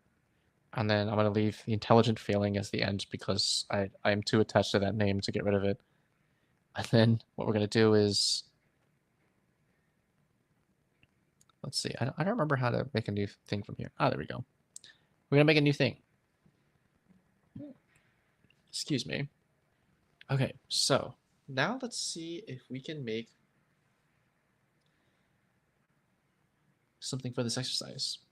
What are we going to need? We're going to need to make sure that it splatters around a central position. So we know we're going to need something with this random Gaussian. Let's see if we can actually just recreate this thing first, and then see if we can just build on top of that, kind of free up some dimensions for it. So I'm going to start off by going in here inside the draw function. We're going to get rid of this background. No, I'm kidding. We're not going to get rid of it. We're just going to move it over here. I'm going to make this a little bit brighter so that we get some nice contrast in our picture here. So let x is equal to random Gaussian 320 by 60. No stroke. Fill of 0 to 10. Circle of x, 120 and 16. Whoa, okay. So let me walk you through real quick what this code is doing. No stroke basically means we're not going to have an outline for our circles over here. The fill takes in optionally 2 arguments. And so if it takes in 2 arguments, the very first one is going to be what color it is. The very second one is going to be how opaque it is from 0 to 255. So if we run this, we should get something similar to what it is that is on the screen. We can see here that I forgot to change the canvas size to be whatever this canvas size. So it looks like it's 640 We're going to leave it at 400 for now. There we go. So now we can actually see the whole thing. So if we wanted to, we can actually bump up the fill to be like 50. And we'll see that it should be a lot darker. There we go. So now if we want to free up the y-axis, we're going to have to change this number up here. So for a circle, the arguments are x, y, and then the radius. So just keep that in mind. So if we want to free up the y, let's just start by grabbing... Let's just put the x in here and just like see what happens. This should like create like a diagonal kind of line. Yeah. So we don't actually want it to be exactly the same. So what we can do is we can apply another random Gaussian.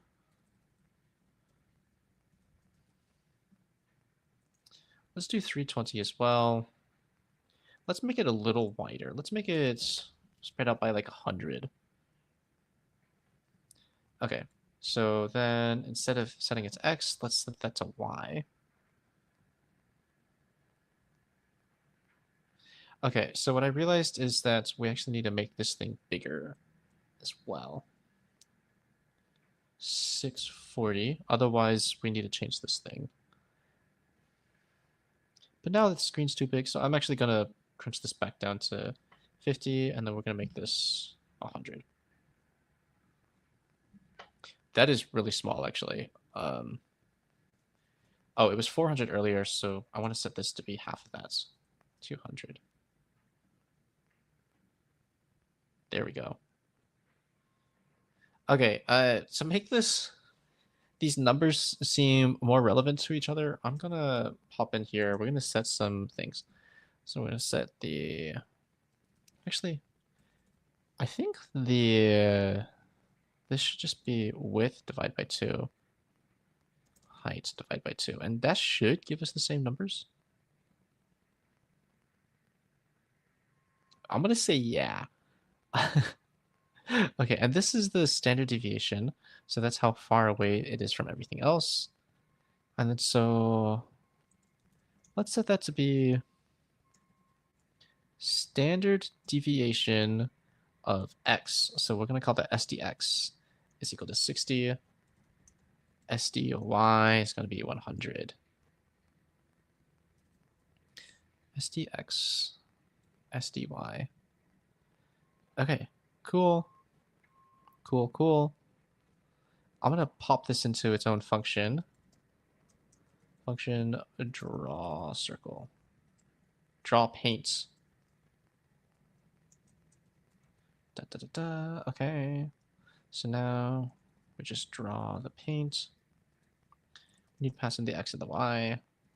X and the y. Okay, cool. So now if we run this again, it should still be the same, which is perfect. We're still losing some dots to the bottom. That's because the standard deviation is kind of big. Yeah, I'll bring this back down to 60 for now.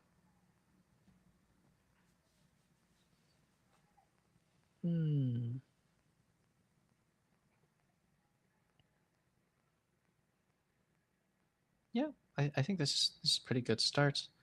We're going to save that. Okay, cool. So now the next thing is we want to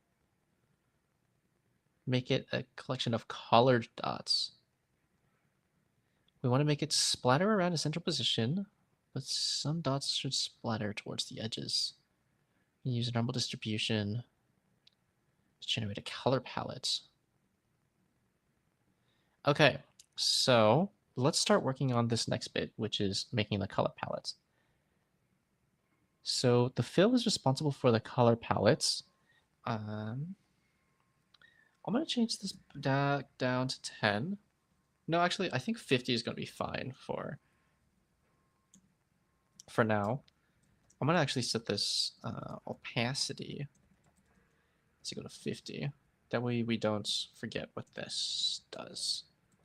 Okay, so then alternatively, we could also pass in 3 numbers instead of just 2. So then this would be const red is equal to 0, const G is equal to 0 const. Oh, actually, B is equal to 0. We don't actually want this to be a const unless we're planning on doing the random number generation right here. Let me just toss that in there. R, G, and B. Honestly, I should be capitalizing these things since they are constants, but I'm not going to because I've already kind of committed to doing this. Okay. So now if we were to run this thing again, it should still be our grayscale things, but we could apply a random Gaussian to this. So the numbers for the random Gaussian kind of spread out between 0 and 255. So what we can do is we can do random Gaussian. And then the first number is where it's going to balance between. So if we want this to be generally more red, we can put this more towards the higher numbers. So let's put this at 200 and we'll give it a standard deviation of 50. Okay. And then, oh wow, I spelled Gaussian wrong. Good thing we didn't actually start running anything yet. If we wanted to be less green, I'm gonna actually put this closer to there. I'm gonna put this at a standard deviation of 50. And then generally less blue. Let's also do 50 and 50. Okay, let's see what happens when we run this. Okay. So yeah, we've got a very kind of warm, purplish kind of vibe, which is kind of cool. I wonder if it would look better if we actually bumped up the opacity a little bit. Let's try a lot of a little bit. There we go. That is a lot. It's also happening really fast. I wish we could kind of slow that down. We totally can. I think it's I forget what the weight function is. I wonder. Okay, let's see. This thing actually is asking us to create a slider for the standard deviation. Let's try doing this before we start playing around with it. So the standard deviation of S, dx, and s, dy. Let's just attach this to the mouse then. Mouse x, mouse y.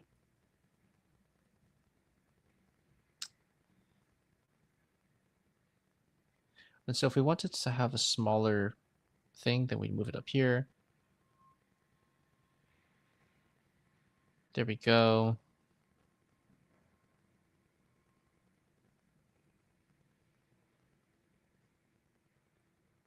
There we go. It's kind of like art. Very, very performative kind of art. Man, these colors seem so aggressive though when they're like at a high opacity. I want to bump this back to like maybe let's try 100 on the opacity. Just see how we feel about that.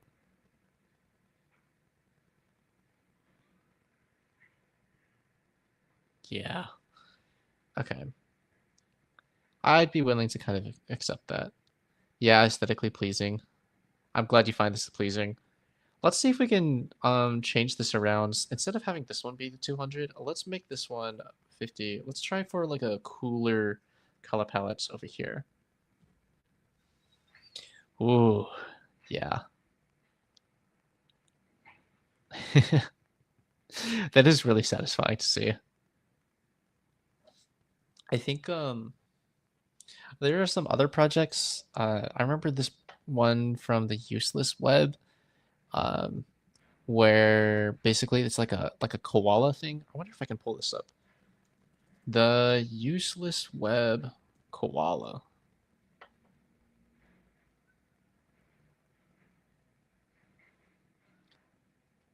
Koalas to the max. I'm pretty sure this is it. Here we go. Okay, so this one's pretty cool. So every time you kind of move your mouse over it, it kind of like splits and gets smaller and smaller. And it eventually draws out to be a koala once you move your mouse enough. But yeah, every time your mouse touches one of these circles, like kind of splits and splits, become a smaller and smaller pixel. So I'm kind of reminded of this while doing this like paint spatter thing. It would be cool to make it so that it's like it was kind of revealing like some sort of a pattern underneath everything. I don't know if I have the technical chops to do that right now. But it would be really cool to think about. I think you would probably need to have like the image already in the background, and you need to have like kind of the end states kind of planned before you can start kind of piecing things together to make a cool thing. Okay, let's see what the next exercise is. A Gaussian random walk is defined as one in the step size. How far the object moves in any given direction is generated, and a normal distribution. Implement this variation of the walk class. Okay. Oh, once again, we have another excellence title, excellence reptile. I'm gonna call this GHW Gauss. Okay, so let's pause this, pause our beautiful sketch, and let's pop back over to. I just want to save this.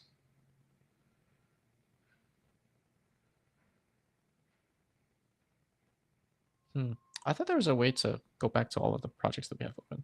I'm gonna zoom out a little bit. Sorry, everybody. I'm gonna go to open. I'm gonna go over here. You can zoom back in now. Okay, so this is just a reminder of where it is that we were. So this is the one with the random coin flip. So let's move this back out. Or actually, here, I want to extract this out. I'm going to do this. We're going to collapse this, just so it's a little easier to remember what we're doing. And then we're going to put this into a new method. We're going to call this one exercise 3, I think it was. O3. We're going to call this O3. Okay, cool. And then we can just pop this in here and just say exercise O3. And comment this out. Actually, let's leave this in for now just to see if I didn't break anything. And I did break things because I forgot that this keyword. Okay, cool. So now we know we have access to that whenever we want to go back to it. I'm going to hide this and actually move this all the way down to the bottom.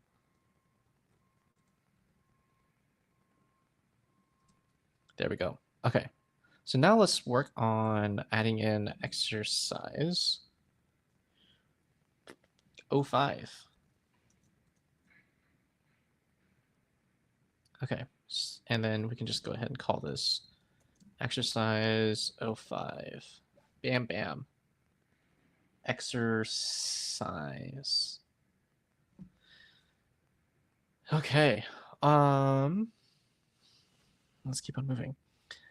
Gaussian random walks defined as one in which the step size, how far it moves, is generated with a normal distribution. So previously, when we did our random step, we only stepped by 1. So we still need to have our directions be pretty random. So what I'm going to do is I'm going to copy this, put this over here, random step 05. Okay, and then we're going to give it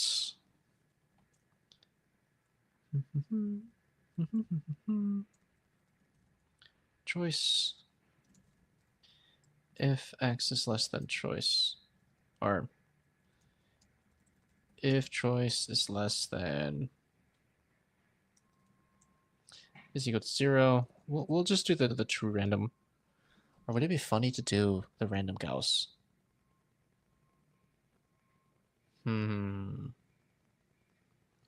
So we could make it.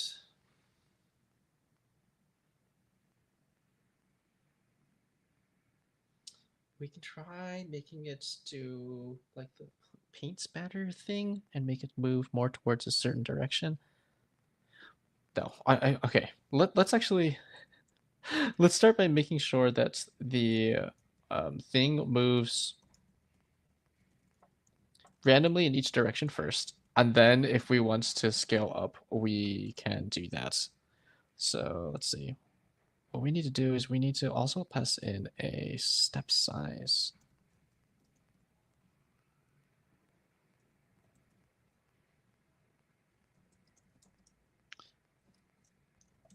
Const step size is equal to, oh, this is our random Gauss. Random Gaussian. And right now our canvas size I think is still a 400 by 400. So we don't want it to be too crazy. Let's do 50 with a deviation of like 10. Okay, and then const choice is equal to floor random 4. Okay, so then we have a random choice of its being this. So then this dot x plus equals step size minus equals a step size. Also if choice this dot y plus equals step size. Also if choice equals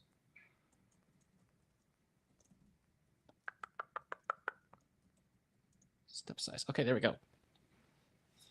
So now the very last thing we need to do is we just need to call random step 05 choice step size.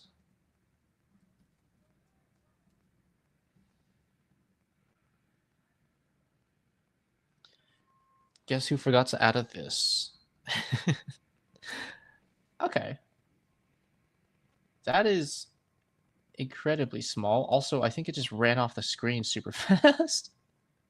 um, okay, let's... I wonder if we can just make this stroke like super duper big. Nah. Well, that's just what the point thing does. Okay, what we're going to do is we are going to...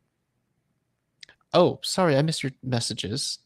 Yes, thank you, Lily, for helping me out there. We're looking at the editor.p5.js.org.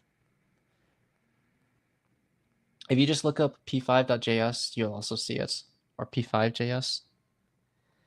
Okay. Where was I?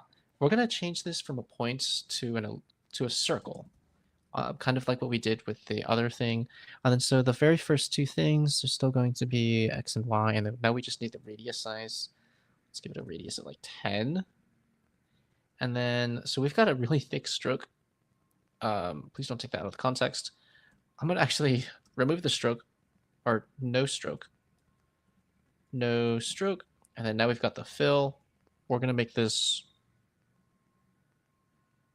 we're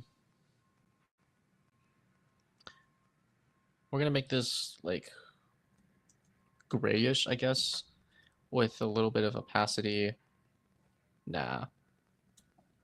Let's just make this like just straight up gray, and then we'll see it running off. And it ran off like immediately. I forgot to change the Gaussian step size. Let's make this like a lot smaller. Let's make this with okay, there we go. Holmes is kind of running off and along. It's not very satisfying how it's not stepping along in a grid, so I want to see if we can get this to fit in a grid.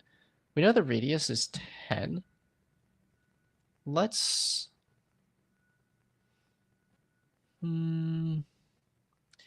If the radius is 10, we need to make it so that these steps are kind of along the size of like units of 5 to 10. So let's make the circle smaller. And then we can try to... How do we make sure that this is always like some form of like 5s? Oh, I guess the easiest way to do this is to just multiply this by 5, and then we make this even smaller. So we make this like 1, then make it like have a standard deviation of like 0.2. Then we multiply this whole thing by 5, and then this will make sure that it's always going to be divisible by 5. There we go.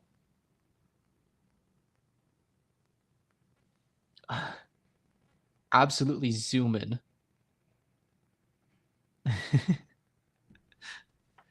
It looks like there's sometimes where it just kind of blobs up. I'm not really sure what the deal with that is.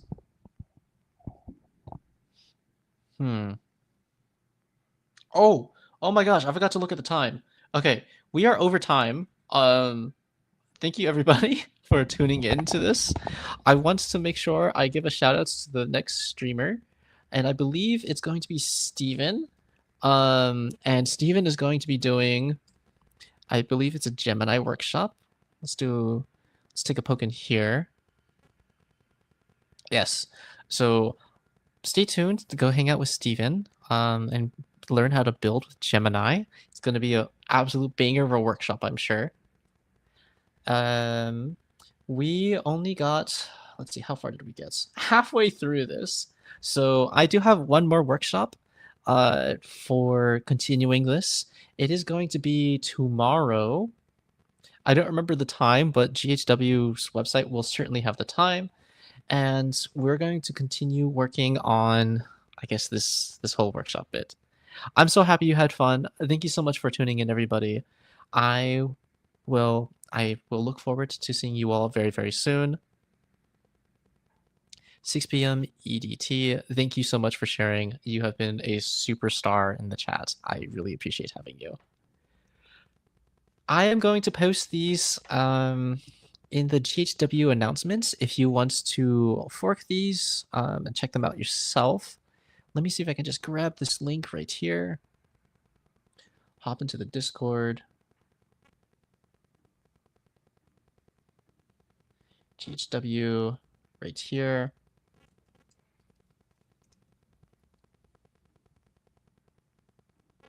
Bam, bam. Mustaf. Oh, I already shared that one. Pop back in here. Excellent Reptile is the other one.